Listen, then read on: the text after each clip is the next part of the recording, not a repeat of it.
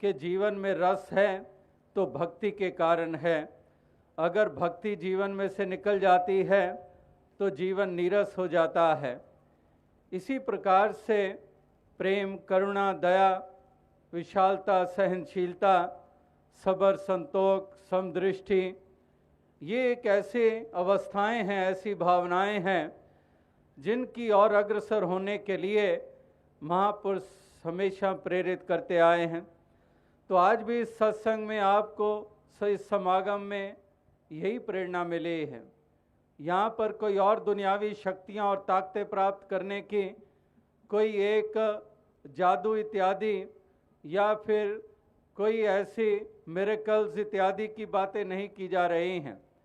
यहाँ पर केवल एक दो बातें जो सटीक सी बातें हैं कि लोक और परलोक को सुंदर बनाना, आत्मा को आवागमन से, बंधनों से निजात प्रदान करनी और इस लोक में जीवन जीने का ढंग प्राप्त करना। इससे हटकर कोई और नहीं प्रलोभन दिए जा रहे हैं कि आपको ये दुनियावी ये दौलतें प्राप्त हो जाएंगी या जायदादें मिल जाएंगी या फिर एक औलाद हो जाएगी। इस प्रकार से ऐसी कोई भी एक बात यहाँ से नहीं सुनने को मिली। ये अलग बात है कि प्रभु की कृपा हो जाती है, जिस रूप में प्राप्तियाँ होती चली जाती हैं। लेकिन यहाँ पर मूल रूप में, क्योंकि आज हम धर्म के क्षेत्र में जब देखते हैं, जब हम भक्ति देखते हैं, हम यात्राएं, स्नान जब तब देखते हैं, तो जहन में बात आ जाती है भगवान कृष्ण की कि चार प्रकार के मेरे भक्त, कि आर्त भक्त भी हैं, अर्थार्थी भक्त भी हैं, जिज्ञासु भक्त भी हैं और ज्ञानी भक्त भी हैं। कि कोई भय के कारण मेरी भक्ति कर रहा है, कोई दुनियावी पदार्थों की प्राप्ति की इच्छा मन में लिए हुए मेरी बंदगी, मेरी पूजा अर्चना करता है। इस प्रकार से एक ऐसी भावनाओं से युक्त लोग मेरी भक्ति करते हैं, मेरा नाम लेते हैं। और उससे आगे की अवस्था जिज्ञासु भक्त, कि इनसे ऊपर की अवस्था कि ना भय के कारण, ना दुनियावी प्राप्तियों का भाव मन में लिए हुए, इससे आगे की जिज्ञासा है, मुझे जानने की जिज्ञासा है, मेरे असली रूप को जानने की जिज्ञासा है, ये आत्मा और परमात्मा को जानने की जिज्ञासा है, जीवन के मनोरथ को समझा है। तो वो उनसे बेहतर हैं और फिर उनसे भी बेहतर जो मेरे ज्ञानी भक्त हैं, जो वास्तविकता में जो मुझे मेरे असली रूप में जान जाते हैं और जो मुझे सब में और सबको मुझ में देखते हैं। तो इस प्रकार से वो एक ज्ञानी भक्त मेरे श्रेष्ठ भक्त हैं, ये भगवान कृष्ण ने बताया।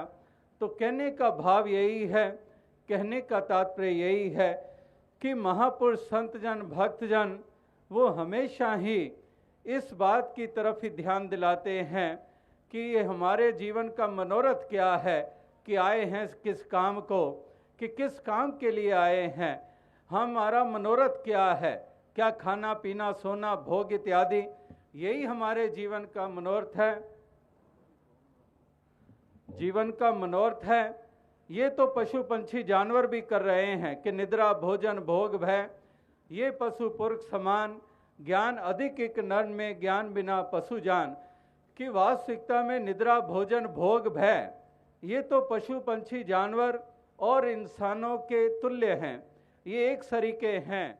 पशुओं के भी घर औलाद हो जाती है, जानवरों के भी घर औलाद हो जाती है, वो भी भोजन कर लेते हैं, वो भी निद्रा कर लेते हैं, वो भी रहने के लिए आशियाना बना लेते हैं, मकान बना लेते हैं, छोटी सी चिंटी भी सुराख करके रह लेती है, चिड़िया भी तिनका तिनका इकट्ठा करके घोंसला बना लेती है। इस प्रकार से कोई गुफाओं में बसेरा कर लेता है, शेर इत्यादि। इस प्रकार से वो सब कुछ समान है, लेकिन ज्ञान अधिक एक नर में ज्ञान बिना पशु जान। कि वास्तविकता में वो ज्ञान के कारण ही जीवन, इंसानी जीवन की महत्ता है। और इसलिए कहा है कि बड़े भाग्य मानुष तन पावा। कल भी महापुरुष बता रहे थे कि जानवरों और पशुओं में गुण कोई कम नहीं है, बड़े गुणवान हैं। हाथी में कितना बोझ हाथी उठा सकता है, हाथी के दांत और इंसान की दांत की कीमत की तुलना कर लें तो पता चल जाएगा। कहाँ पर पंछी आसमानों में उड़ते हैं और उन्हीं पंछियों से सीखकर इंसान ने हवाई जहाज बना डाले। इसी तरह से अगर कहते हैं कि कपड़ों के ऊपर कितने सुंदर डिज़ाइन हैं, तो वो कपड़ों के ऊपर डिज़ाइन भी हमने पंछियों से, उनके पंखों के ऊपर इतनी सुंदर आकृतियों से सीखा और उसको हमने अपना लिया और हम दावे करते हैं कि ये हमारी क्रिएशंस हैं। तो कहने का क्या भाव है कि गुणों के हिसाब से उनमें कोई कम गुण नहीं है, लेकिन इस सब के बावजूद भाग्य की बात माना जब मानुष तन प्राप्त हो गया कि बड़े भाग्य मानुष तन पावा, सुर दुर्लभ सदगंत ही गावा, कि बड़े भाग्य की बात है कि मनुष्य जन्म मिला है, क्योंकि ये सुनहरी अवसर है और इस अवसर का पूरा पूरा लाभ उठाना है। ये अवसर ऐसा माना गया है कि मार्ग मोती बिखरे, अंधा निकसे हो जाए, जोत बिना जगदीश के जगत उल्लंघे आए। कहते हैं कि मार्ग में जैसे मोती बिखरे पड़े हुए हों, लेकिन अंधा जिसकी आंखें नहीं हैं उन मोतियों को कंकर मानकर उनको पांव के नीचे रौंद कर आगे निकल जाता है। नतीजा कि अमीर होने का मौका मिला था, कंगालता दूर करने का अवसर मिला था, लेकिन कंकर समझकर उसको पांव के नीचे रौंद कर आगे निकल गया और कंगाल का कंगाल रहा। और इसीलिए कबीर जी ने कहा कि कबीर सब जग निर्धना, धनवंता नहीं कोय, धनवंता सो जानिए जाके राम नाम धन होए। कि सब जग निर्धना है, क्योंकि एक ज्योति, जगदीश की ज्योति के बगैर वो इस प्रकार से इस संसार की यात्रा को तय कर जाते हैं। और फिर इसीलिए कहा जाता है कि क्या लेकर के जग में आया, क्या लेकर के जाएगा, मुट्ठी बांधे आया जग में हाथ पसारे जाएगा। इस प्रकार से खाली ही चले जाते हैं इस संसार से, क्योंकि इस दौलत को प्राप्त नहीं करते। और भाग्यवान तो बने थे इंसानी जन्म पाने के कारण, लेकिन ये मनोरथ की पूर्ति ना हुई, इसलिए अभागे होकर इस संसार से रुखसत हो गए। तो महापुरुष चाहते हैं कि हर कोई भाग्यवान बने, हर कोई इस मनोरथ को पूरा करे, हर कोई इस मंजिल मकसूद तक पहुँचे। और ये मंजिल भी दूर नहीं है, जिस तक पहुँचना है, जिस मनोरथ की पूर्ति करनी है, जो मंजिल मकसूद बताई गई है, तो इस मंजिल से आखिर इंसान दूर नहीं है, कोई कोसों के फासले नहीं हैं, कोई मीलों किलोमीटर और नॉटिकल माइल्स के कोई फासले नहीं हैं। ये फासला है तो केवल एक अज्ञानता और ज्ञान में तब्दील होने का, ये फासला है अंधकार का रोशनी में तब्दील होने का।